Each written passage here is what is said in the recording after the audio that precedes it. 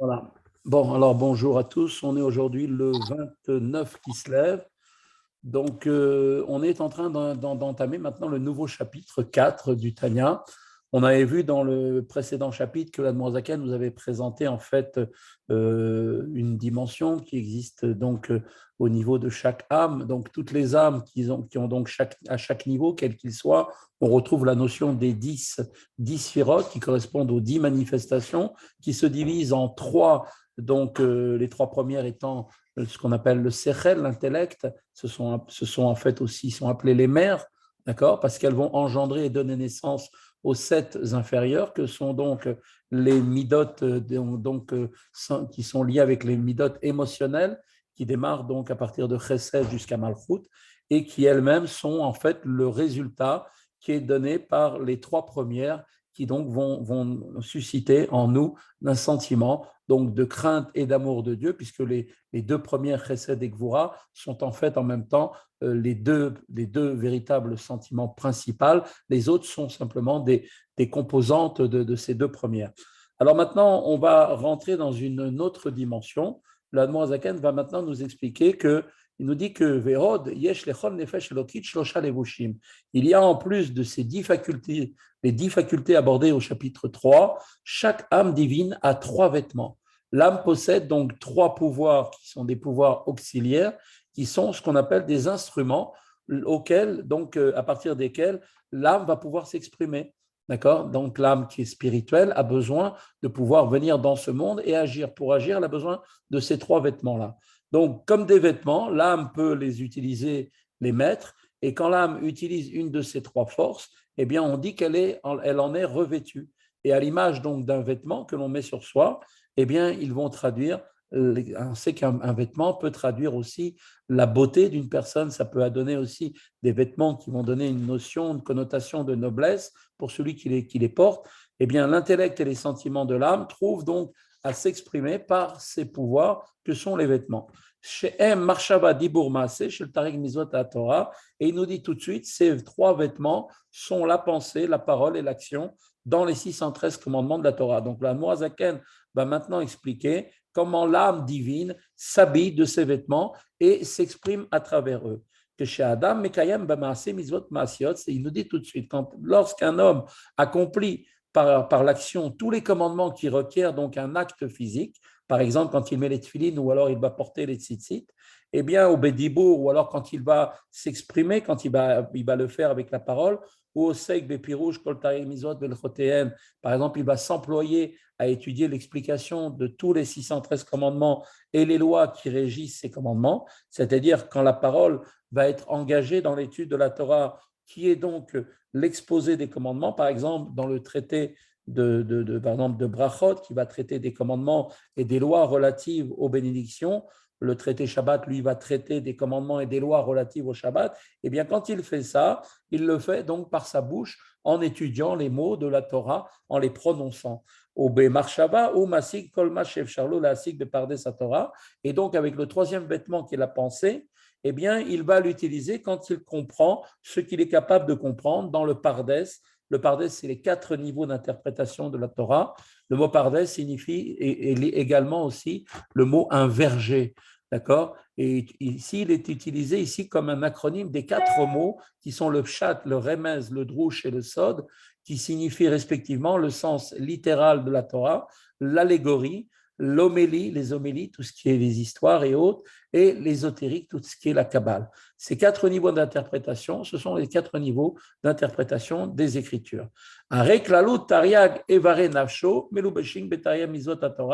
Donc, on voit à ce moment-là que quand effectivement il utilise donc ces 3 vêtements que sont la pensée, parole, action, alors tous les 613 membres de son âme sont revêtus des 613 mitzvot de la Torah.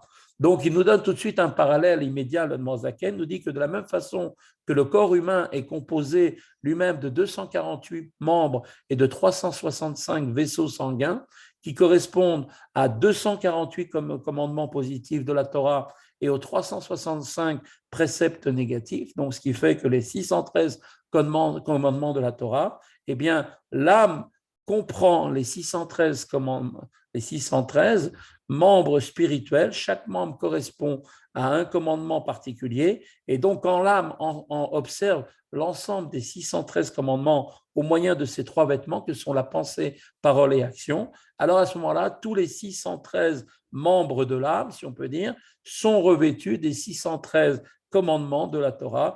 Et donc, chaque membre lui-même étant vêtu du commandement qui lui correspond. Il faut comprendre ici maintenant, ce qui est important, c'est de noter ici la répétition qu'a fait l'Admour Hazaken en disant tout, tout, tous les commandements qui requièrent un acte physique. Et l'explication du mot tout, tous les 613 commandements, tout ici, en fait, c'est tout ce qui est capable de comprendre. C'est-à-dire que si un commandement en particulier a été oublié, eh bien, le membre correspondant de l'âme sera privé de son vêtement.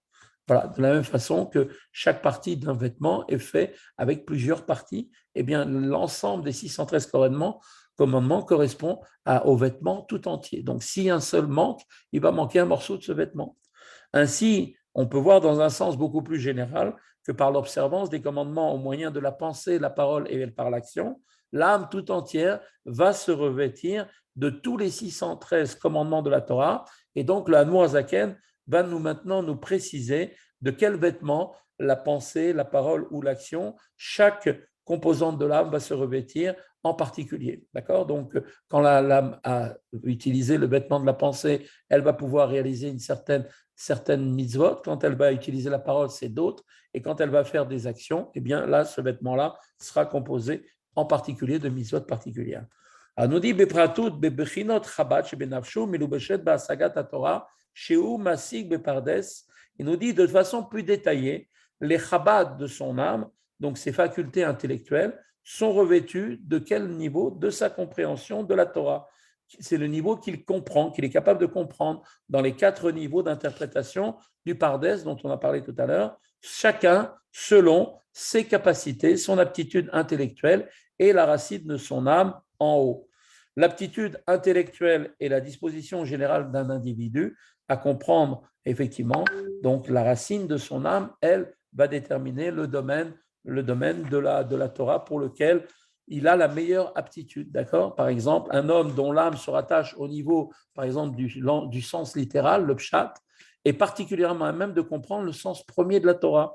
Une âme qui se rattache au remez, qui est donc l'allusion, va chercher à atteindre les mots cachés, le sens caché des mots qui est derrière, et ainsi de suite. Quand on comprend la Torah selon son aptitude intellectuelle, eh bien, les facultés de Chabad, de l'âme, sont revêtus du vêtement constitué par la pensée de la Torah.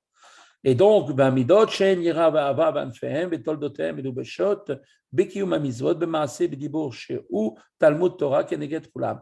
Et maintenant, les midot, donc les attributs comme on avait dit, de manifestation des sentiments, qui sont donc les sentiments de crainte et d'amour pour Dieu, avec toutes leurs ramifications et leurs dérivés, sont eux revêtus de l'accomplissement des commandements en actes et en parole.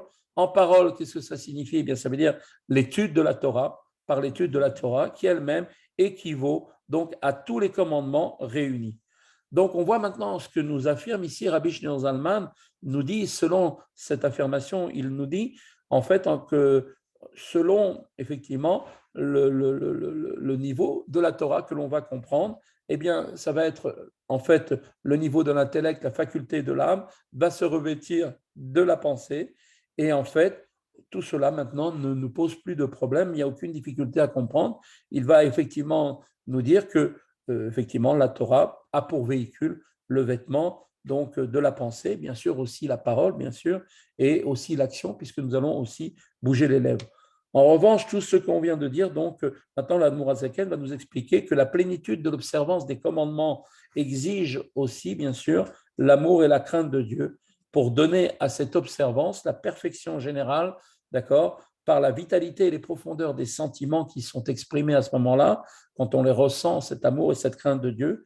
Il faut en effet être empreint d'un amour et d'une crainte de Dieu au moment où on est en train de réaliser ce service de Dieu. Pourquoi? Parce qu'il nous dit tout de suite qu'il y a Ishoresh kol ramach mitzvot aseh. En fait, on sait très bien que l'amour est la racine de l'accomplissement des 248 commandements positifs. Umimena en nimshachot, Et donc, c'est de cet amour-là qu'elle découle ces 248 commandements. Ubalada en lahem kiyum amiti. Et s'il n'y a pas d'amour, elles n'ont pas ces mitzvot qui sont réalisées, une substance véritable en son absence. Qui a mekaima behemet ou aovet et Hashem bechafetz ledvakabo behemet, puisque celui qui accomplit ces mitzvot doit le faire avec vérité. Et qui est celui qui accomplit avec vérité? C'est celui qui aime le nom de Dieu et qui désire véritablement s'attacher à lui.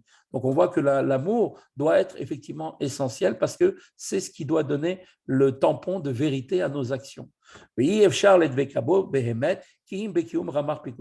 Or, nous savons très bien qu'il est impossible pour nous de nous attacher véritablement à Dieu parce que Dieu, il est incommensurable, on ne connaît pas comment faire pour pouvoir l'attraper. Et par contre, on peut, oui, le faire par l'accomplissement des commandements. Donc, c'est grâce aux commandements que nous attachons à Dieu.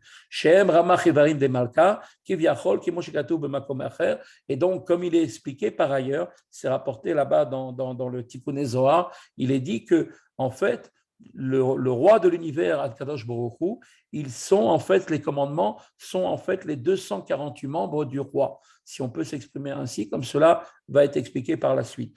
De même que chaque membre, quelle est l'idée qu'on veut montrer ici? Ici, c'est que de même que chaque membre de l'être humain est un réceptacle pour une force particulière de son âme qui va se revêtir à l'intérieur. Par exemple, l'œil est un réceptacle pour la faculté de la vision, l'oreille pour la faculté de l'audition, et ainsi chaque commandement est un réceptacle pour l'aspect particulier de la volonté divine, ce qu'on appelle le Ratzon Haelion, la volonté suprême, qui va donc s'habiller à l'intérieur de chacun des membres pour réaliser telle ou telle action. Chaque commandement donc va exprimer en effet la volonté divine de voir un certain acte réalisé, ainsi que les détails donc de son exécution. Il est donc clair maintenant qu'en accomplissant ainsi les commandements, on se lie à Dieu dont ils sont la volonté. Donc quand moi je mets les tefilines, c'est lié avec mon bras, en même temps je suis en train d'attraper en quelque sorte le bras de Dieu par l'intermédiaire de la mitzvah des tefilines. Ainsi l'amour l'éprouvé par Dieu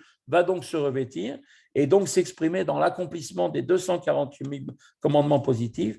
Il est donc leur source, il est leur vitalité. C'est donc ce qui va nous conduire, ce qui conduit à accomplir avec la totalité de notre personne. Parce que quand quelqu'un il aime une personne, alors il est prêt à tout pour lui. Eh bien, c'est pareil. Nous aussi, ceux qui aiment Dieu et désirent vraiment s'attacher à lui, eh bien, va accomplir ses commandements comme un devoir envers un ami particulièrement cher. Il va le faire avec zèle et il va le faire de toute sa personne, de tout son être.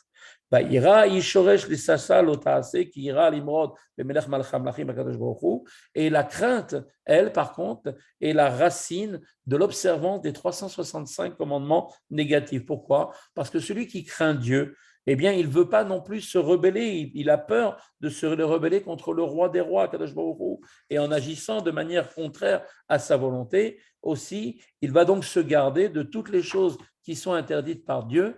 Et à ce niveau, donc le mot crainte, on peut l'interpréter dans son sens simple comme étant une crainte aussi devant la sévérité de l'interdit de Dieu. Ou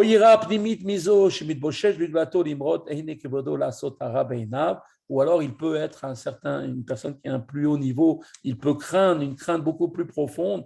Par exemple, il a honte devant la grandeur de Dieu, il a honte de défier les yeux de sa gloire qui voit tout et de faire ce qui est mal à ses yeux. Kol toevat Hashem, asher sana, c'est-à-dire il a honte de faire des choses qui sont en rapport avec toutes les choses abominables qui sont haïes par Dieu, que sont les klipotes et la sitrachara, l'autre côté qui est l'opposé donc de la sainteté. Asher inikatam mahadam atarton vachizatam bo ou beshasa mizvot otaase, et donc ces klipotes, ces forces du mal tirent leur vie de l'homme ici-bas dans ce monde et ils ont une prise sur lui de sorte qu'ils reçoivent ces klipotes à travers l'homme, la vitalité. Ils reçoivent en fait leur vitalité par le fait qu'ils transgressent. Quand cette personne transgresse un des 365 interdits, alors eux, ça leur donne en quelque sorte la possibilité de pouvoir récupérer cette force divine qui transite maintenant par ce juif qui fait la faute. Donc, quand un homme va transgresser un commandement négatif que Dieu préserve, eh bien, il donne en quelque sorte En réalité, il donne aux clipotes une force et une vitalité supplémentaires. Pourquoi? Parce que les clipotes et la citra à l'autre côté ont pour finalité de dissimuler la divinité et la sainteté dans ce monde. Et donc, elles sont complètement détestées par Dieu dans le pourquoi elles font ce qu'elles font, même si c'est la volonté de Dieu que ça soit comme ça. Et le juif qui se garde de transgresser les commandements, donc automatiquement pour ne pas les alimenter, ces choses qui sont contre la volonté de Dieu.